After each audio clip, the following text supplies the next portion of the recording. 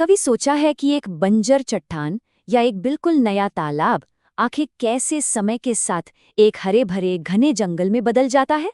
नहीं, ये कोई जादू नहीं है। ये प्रकृति की अपनी एक कमाल की कहानी है जिसे हम पारिस्थितिक अनुक्रमण या इकोलॉजिकल सक्सेशन कहते हैं। तो आइए इस शानदार प्रक्रिया को करीब से समझते हैं और देखते हैं कि कैसे प्रकृति जीरो से शुरू करके एक पूरा इकोसिस्टम खड़ा कर देती है। तो ये पारिस्थितिक अनुक्रमण असल में है क्या? इसे समझने के लिए प्रकृति की एक बहुत धीमी गति से चलने वाली कंस्ट्रक्शन प्रोजेक्ट की कल्पना कीजिए। ये एक ऐसा प्रोसेस है जो धीरे धीरे एक तय तरीके से आगे बढ़ता है। इसमें पौधों और जानवरों के अलग अलग समूह एक के बाद एक आते हैं और उस जगह को बदलते चले जाते हैं जब तक कि एक स्थायी माहौल न बन जाए। अब ये जो पूरी कहानी है ना, ये दो अलग अलग तरीकों से शुरू हो सकती है। एक, जब शुरुआत बिल्कुल जीरो से हो, और दूसरा, जब किसी बनी बनाई जगह पर कोई गड़बड़ हो जाए और उसे फिर से बनाने की जरूरत पड़े। इन दोनों में सबसे बड़ा और सबसे जरूरी फर्क है मिट्टी का। प्राइमरी सक्सेशन या प्राथमिक अनुक्रमण वहां शुरू होता है जहां पहले कभी जीवन था ही नहीं, मतलब मिट्टी भी नहीं है, जैसे कोई नई नई बनी चट्टान। वहीं सेकेंडरी सक्सेशन या द्वितीयक अनुक्रमण उस जगह होता है जहां जीवन तो था पर किसी वजह से खत्म हो गया, लेकिन मिट्टी बची हुई है, जैसे जंगल में आग लगने के बाद की जमीन। और मिट्टी का होना या ना होना ही ये तय करता है कि प्रकृति का ये कंस्ट्रक्शन प्रोजेक्ट कितना तेज या धीमा होगा। इस कहानी के असली हीरो होते हैं अग्रगामी समुदाय, यानी पायनियर कम्युनिटी। ये वो जीव हैं जो सबसे मुश्किल हालात में भी टिके रह सकते हैं, और यही वो हैं जो बदलाव की इस पूरी प्रक्रिया को शुरू करते हैं। ये सच में एक नए इकोसिस्टम के लिए रास्ता बनाने वाले ट्रेल ब्लेजर्स हैं। तो चलिए अपनी पहली यात्रा शुरू करते हैं, चट्टानों पर जीवन की। इसे वैज्ञानिक भाषा में जीरो सेरे कहते हैं, यानी सूखी जगह पर होने वाला अनुक्रमण। जरा सोचिए, एक नंगी उजाड़ चट्टान, यहां जिंदगी कैसे पनप सकती है? ये तो नामुमकिन सा लगता है ना? पर प्रकृति के पास इसका भी जवाब है। देखिए, चट्टान को जीतने का ये पूरा रोड मैप कई स्टेज में बंटा होता है।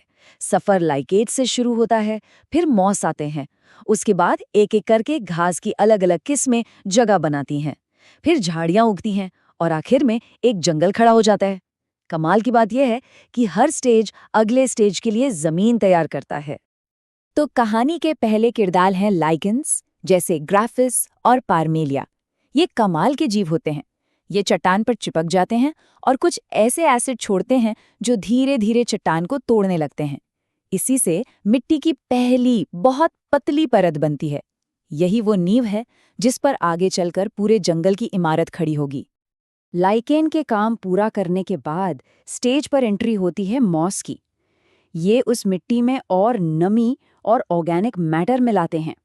जैसे जैसे मिट्टी की परत मोटी होती जाती है, पहले घास और फिर जिजिफस जैसी झाड़ियों को उगने का मौका मिलता है।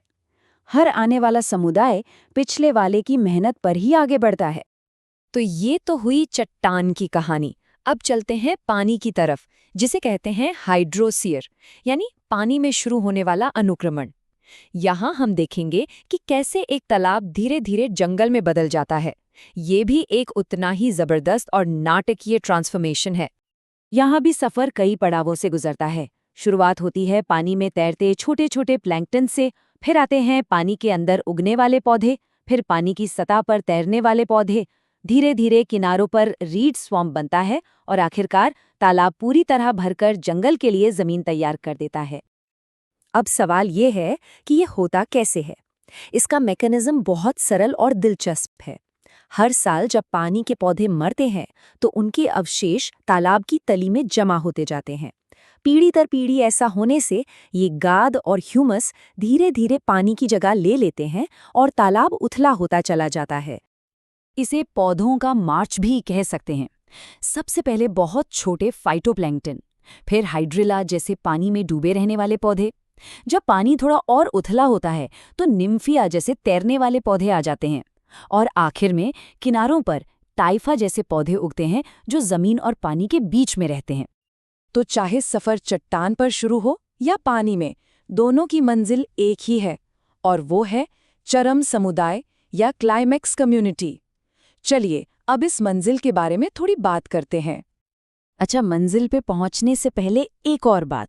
ये जो बीच के सारे पड़ाव थे जिनकी हमने बात की, जैसे लाइकेन, मॉस, घास या प्लैंकटन और तैरने वाले पौधे, इन्हें कहते हैं सिरल अवस्थाएं।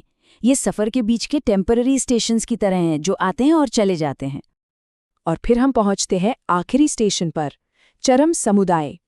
ये एक ऐसा स्थिर, सेल्फ सस्टेनिंग समुदाय होता है जो अपने माहौल के साथ एक परफेक्ट बैलेंस में होता है। यहाँ आकर बदलाव की रफ्तार लगभग रुक सी जाती है, और ये इस कहानी का अंतिम अध्याय होता है। पर एक मज़ेदार बात यह है कि ये जो क्लाइमैक्स कम्युनिटी है, ये हर जगह एक जैसी नहीं होती। अंतिम मंजिल क्या होगी, ये पूरी तरह से उस जगह की जलवायु यानी क्लाइमेट पर निर्भर करता है।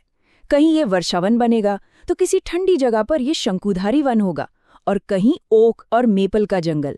मतलब प्रोसेस भले ही एक जैसा हो, लेकिन परिणाम हमेशा लोकल होता है।